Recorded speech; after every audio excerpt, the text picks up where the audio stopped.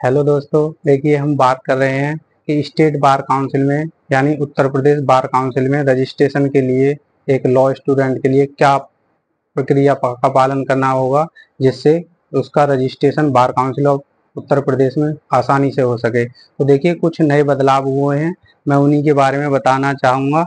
तो देखिए सबसे पहले हम बात करते हैं कि बार काउंसिल में क्या क्या डॉक्यूमेंट्स की ज़रूरत पड़ेगी। तो सबसे पहले हाई स्कूल, इंटर, अगर बीए किया है तो बीए की सारी मार्कशीट, प्रोविजनल या ओरिजिनल डिग्री की प्रोविजनल है तो प्रोविजनल, अदरवाइज ओरिजिनल है तो उसकी फोटोकॉपी, एलएलबी की सारी मार्कशीट, एलएलबी की प्रोविजनल डिग्री, ये सब के साथ साथ आधार कार्ड और साथ में जो है जाति प्रमाण पत्र और निवास प्रमाण पत्र, ये सारे डॉक्यूमेंट्स कंप्लीट करके उसके साथ अगर आप जनरल या ओबीसी कैटेगरी से हैं तो उसके लिए 600 रुपये का जो डीडी यानी बैंक से डिमांड ड्राफ्ट बनवाना है, वो बनवाना है bar council of Uttar Pradesh Allahabad के नाम से। यानी जो डीडी में नाम लिखा जाएगा वो bar council of Uttar Pradesh Allahabad का नाम लिखा जाएगा।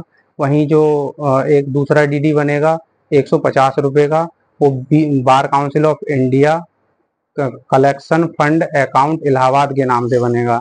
यानी दो डीडी बनने हैं, एक bar council of Uttar Pradesh Allahabad के नाम से जो 600 रुपये का बनेगा, दूसरा 150 रुपये का जो बनेगा वो bar council of India collection fund account Allahabad के नाम से बनेगा। ये जनरल और ओबीसी के लिए है।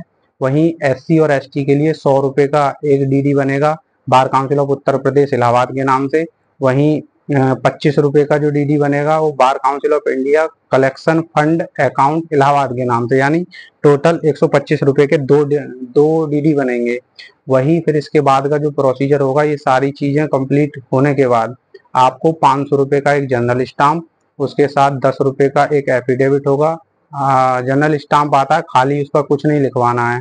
वहीं 10 रुपये का एक एफिडेविट होगा, उस एफिडेविट पर आपने हाई स्कूल कब किया, इंटर कब किया, ग्रेजुएशन कब किया, एलएलबी कब किया, ग्रेजुएशन और एलएलबी के बीच में अगर गैप था तो वो गैप क्यों था, आप कंपटीशन में थे या क्या कर रहे थे, तो वो सारी चीजें उसमें मेंशन करनी होती हैं।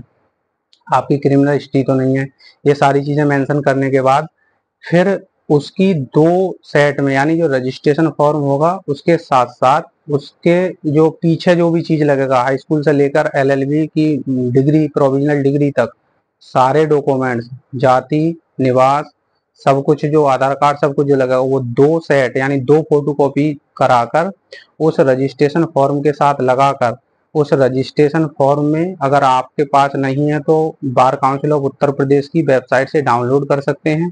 उसमें 3 फोटो उस पर लिखा हुआ है कि आप किस किस से जो है उन फोटोओं के लिए अटैच करवाना है। तो आप फर्स्ट क्लास मजिस्ट्रेट से लेकर bar council of Uttar Pradesh के किसी मेंबर यानी सदस्य से, उपाध्यक्ष या अध्यक्ष से भी उसके लिए अटैच करवा सकते हैं। तो 3 फोटो उस पर लिखा है तो वो अटैच करवा कर लाना है। साथ में दो जो मैंने फोटो कॉपी बताई है वो दो सेट में लगा के लाना है। साथ में फिर उसके बाद क्या होगा, 1 माह के अंदर शैक्षणिक जो डॉक्यूमेंट्स हैं, मार्कशीट वगैरह, वो सारा वेरिफिकेशन होकर आ जाएगा।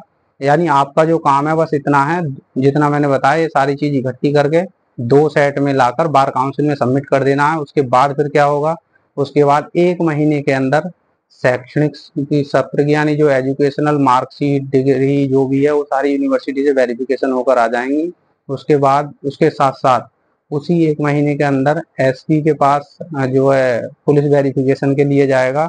अगर एसपी के पास से अगर और यूनिवर्सिटी से और एसपी के पास से अगर 45 दिन के अंदर कोई रिपोर्ट नहीं आती है, यानी अगर 45 दिन में उसकी कोई रिपोर्ट नहीं आती है तो ये मान लिया जाएगा कि उसकी कोई क्रिमिनल हिस्ट्री नहीं है, तो वो ऑटोमेटिक वेरिफिकेशन हो जाएगा। तो इसके लिए निश्चिंत रहें, आपके लिए उसमें कुछ ऐसा नहीं करना है कि आपके लिए थाने या कहीं इधर उधर जाकर अपना वेरिफिकेशन करवा के लाना पड़े। वो ऑटोमेटिक ही अगर 45 दिन में आपका पुलिस की तरफ से कोई रिपोर्ट नहीं आती है तो ये मान लिया जाएगा कि आपकी कोई क्रिमिनल हिस्ट्री नहीं है। ये मैं अपनी तरफ से नहीं बता रहा हूँ, ये स्टेट बार काउंसिल की ऑफिशियल वेबसाइट पर ये सारी चीजें दी हुई हैं। आप चाहो तो आप भी देख सकते हो।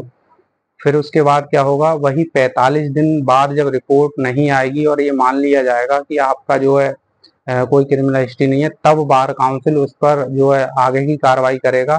उसके बाद आपके लिए एक इंटरव्यू यानी उसमें जो है इंटरव्यू होगा। उसके बाद उस इंटरव्यू के लिए आपको डेट दी जाएगी, उस इंटरव्यू डेट पर आपको आना होगा। उसमें bar council of Uttar Pradesh का पैनल बैठेगा जो ये सब देखेगा। अगर आप इंटरव्यू में पास हो पाते हैं तो आपका रजिस्ट्रेशन कन्फर्म कर दिया जाएगा। थैंक यू, धन्यवाद।